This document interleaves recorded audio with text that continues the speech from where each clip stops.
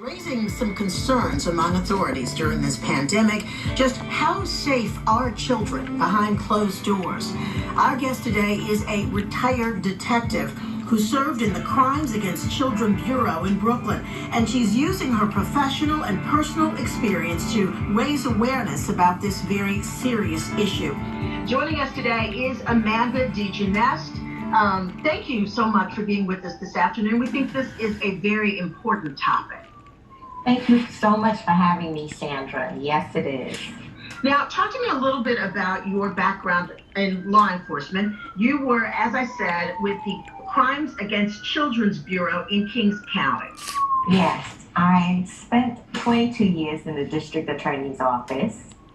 15 of those years, I was a detective investigator. And out of that 15, I became a lead investigator for crimes against children in the Crimes Against Children Bureau. In that bureau, I was able to speak with witnesses and victims of child sexual molestation, child sexual abuse, and other crimes that were against the children victims that came in. This is not just professional for you, it is also personal. You yourself were abused as a child. How much did your life experiences lead you into this profession? Actually, a lot, but I wasn't aware of it at the time. I just felt that I wanted to help. And when I had the opportunity to go into the Crimes Against Children Bureau, it touched me because of my experience. And while being there, I realized when dealing with the victims how much easier it was for them to speak to me when they understood that I myself had been a victim. And the abuse you suffered, was this abuse at the hands of a family, friends? And did someone finally hear your pain and get you out of that situation?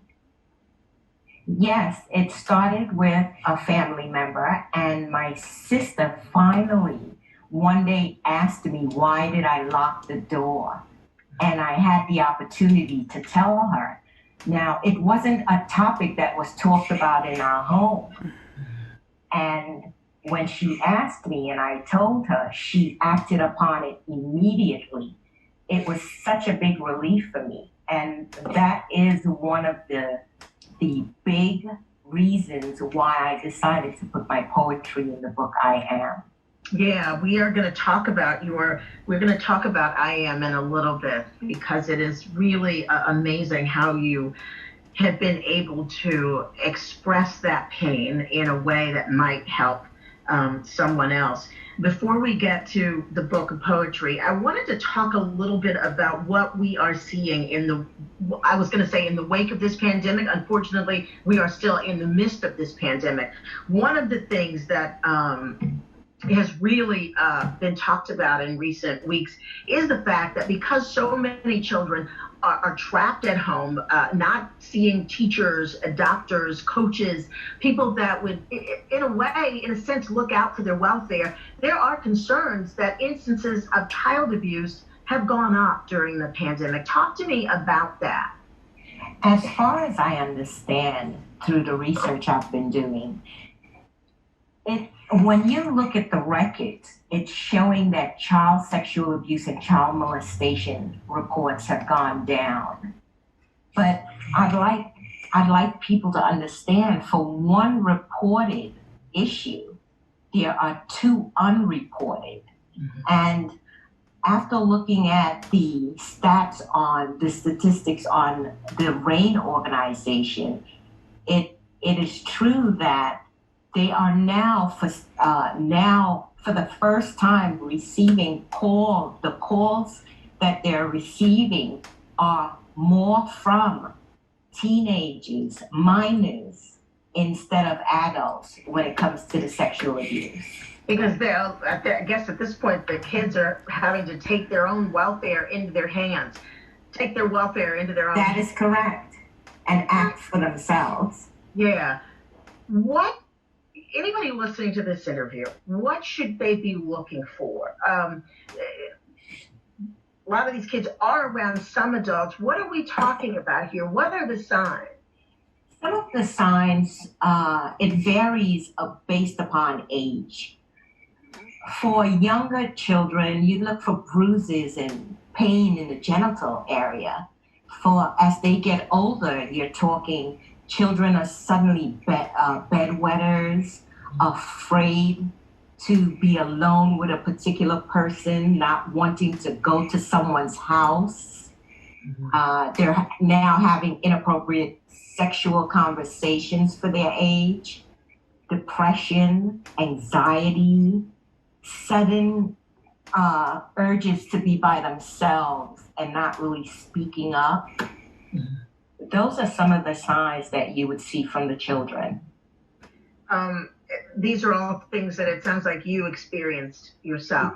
Most of those signs I myself did experience. And in your professional life, you would recognize. Yes, absolutely. And for the parents, they need to pay attention to some of the signs from the abusers also. You'd find that they don't respect boundaries. When a child is telling them stop doing something and they continue to do it, or they are trying to befriend the child in an unusual manner, giving them inappropriate gifts, you have to just stay so alert. 90% of the times, the abuser is either a family member or a very close friend of the family.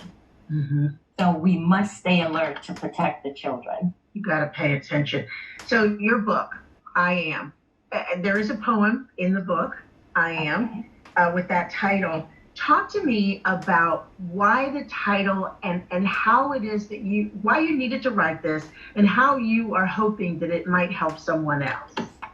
All of the victimization I went through, it helped me to process the pain that I was feeling. It made me feel as though I got rid of some of the pain as I wrote. Like it was like throwing it out to the universe. Not that I got rid of it, I could see it, but I didn't have to carry the load of it on my back by myself. Cathartic. Right.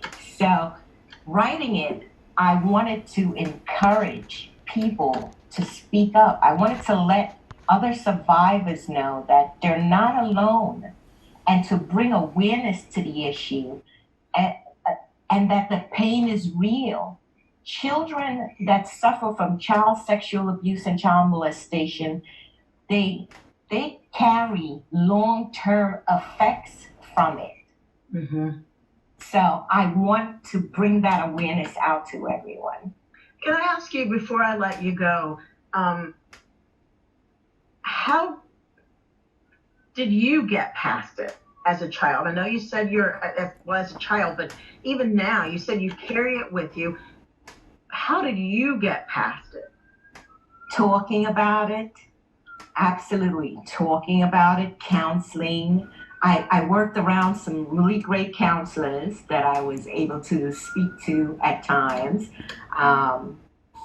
It's not everyone knows how to externalize it, and I would suggest, if you don't know how to start talking about it, to see a professional. There are people that specializes in child sexual abuse and adults who survive child sexual abuse. So the writing and the talking really helped me. And the important thing is to know and remember that you're not alone. That's right. And where can we find your book?